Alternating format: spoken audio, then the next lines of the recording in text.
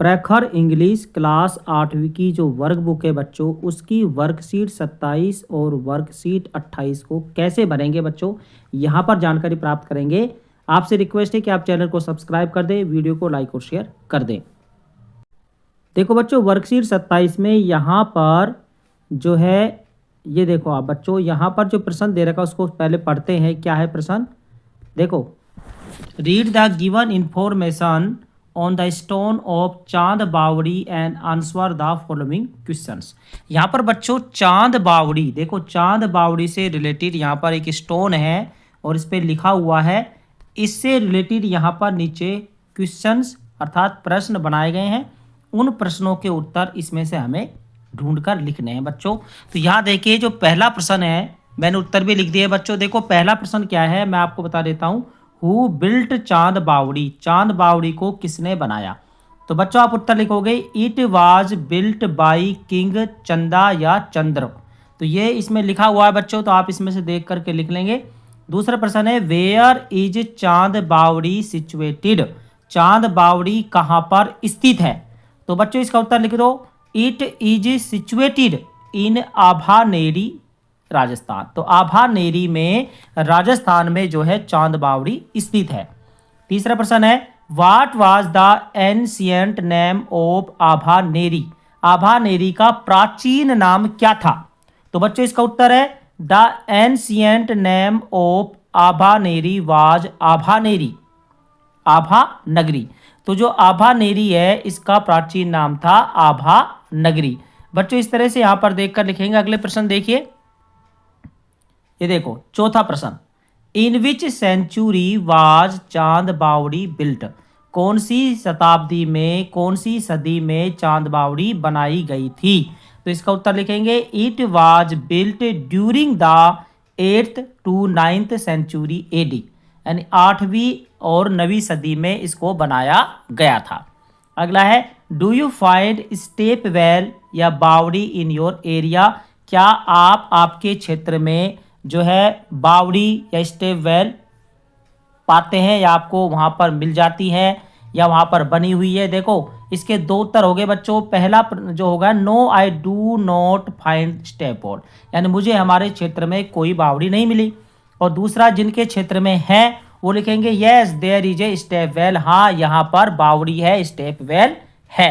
तो अगला लास्ट प्रश्न है बच्चों, what is the word for a long narrow passage in A building?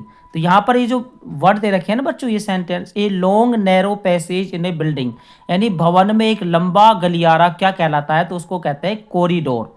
उसके संबंधित यहाँ पर वर्ड लिखना था, मीनिंग लिखनी थी बच्चों, तो मैंने लिख दिए कॉरिडोर। तो ये तो वर्कशीट नंबर 27 हो गई बच्चों। अब आगे हम वर्कशीट 28 को भी देख लेते हैं। वर्कशीट 28 देखो बच्चों, इसमें क्या करना है, rewrite the given sentences using the correct punctuation marks and capital letters. यहां पर दिए गए वाक्यों को दोबारा लिखना है, सही विराम चिन्हों का प्रयोग करते हुए और कैपिटल लेटर्स का प्रयोग करते हुए।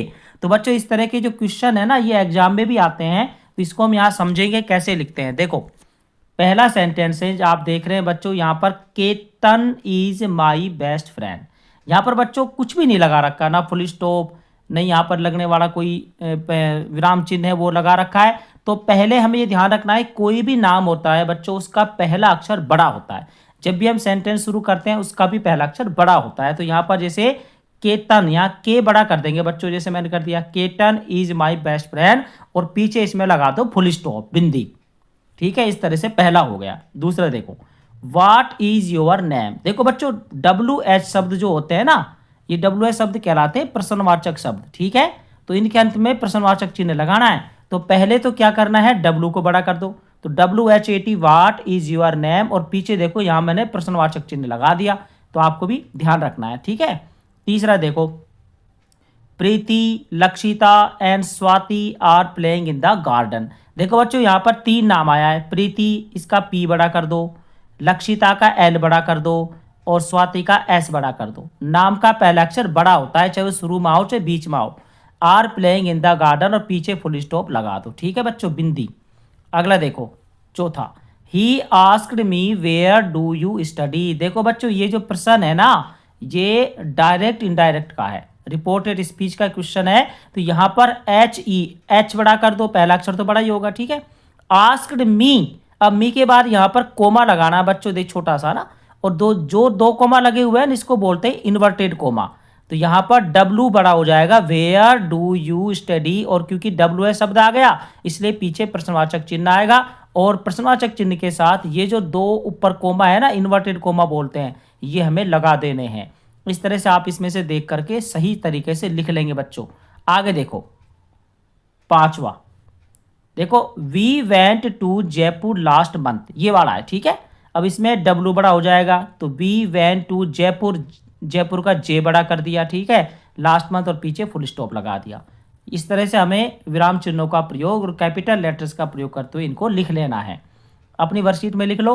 आगे देखो दूसरा क्वेश्चन क्या है, rewrite the given paragraph using the correct punctuation and capital letters. यहाँ एक पैराग्राफ दे रखा है बच्चों, ये वाला, ये हमें दोबारा से लिखना है। किस तरह से, वही विराम चिन्हों का प्रयोग करते हुए, कैपिटल लेटर्स का प्रयोग करते हुए लिखना है। तो बच्चों देखिए यहाँ पर मैंने लिख दिया है। सबसे पहले तो वैन, डब्लू बड़ा कर दो, ठीक है, when I was a child, यहाँ पर कोमा लगा दिया। आई कुड टाक, वैन, टाक के बाद फुल स्टॉप लगा दिया बच्चों। फिर यहाँ पर वैन, डब्लू बड़ा हो गया, when I was 6 years old, फिर यहाँ कोमा लगा दो। आई लर्नड लैंग्वेज, फिर यहाँ फुल स्टॉप आ गया, ठीक है।